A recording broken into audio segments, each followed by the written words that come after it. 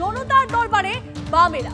26-এর ভোটে ইস্তাহার লিখতে এবার মানুষের মতামত চায় সিপিএম।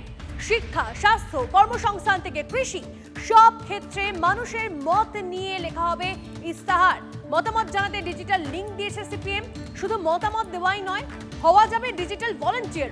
আরো একবার আপনাদেরকে জানিয়ে রাখি, বিজেপির পথে এবার জনতার দরবারে বামেরা। 26-এর ভোটে ইস্তাহার লিখতে এবার মানুষের মতামত চায় সিপিএম।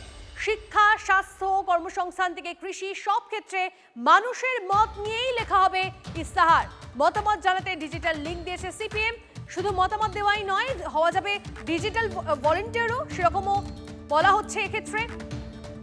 আর আপনাদেরকে জানিয়ে রাখি, বিজেপির পথে এবার জনতার দরবারে বামেরা। এবারে তাদের ভোট প্রচার একটু অন্যরকম। নির্বাচনী ইস্তেহার তারা তুলে দিয়েছেন জনমতের ওপরেই। 26-এর ভোটে ইস্তেহার লিখতে এবার মানুষের মতামতই চায় সিপিএম। ডিজিটাল ভলান্টিয়ারও হতে পারবেন চাইলে। একটা লিঙ্ক দেওয়া হচ্ছে সিপিএম এর তরফ থেকে এবং সেই লিঙ্কে শিক্ষা, স্বাস্থ্য, কর্মসংস্থান থেকে কৃষি সব ক্ষেত্রে আম জনতার মতামত নেওয়া হবে এবং সেই মতামত নিয়েই লেখা হবে ইস্তেহার। ইতিমধ্যে আমরা সেটা দেখাচ্ছি আপনাদেরকে যে ঠিক কোন কোন বিষয়গুলো মেনশন করা হয়েছে। সেই ডিজিটাল যে লিঙ্ক দেওয়া হচ্ছে, সেই ডিজিটাল লিঙ্ক খুললেই ঠিক কোন কোন বিষয়গুলো দেখতে পাবেন আপনারা।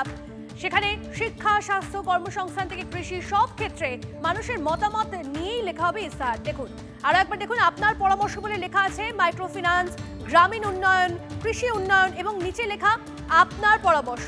এই আপনার পরামর্শতে ক্লিক করে আপনারা নিজেদের পরামর্শ জানাতে পারবেন। এটা সিপিএম এর তরফ থেকে করা হচ্ছে এবং তার উপর নির্ভর করে এই নির্বাচনী ইস্তেহার।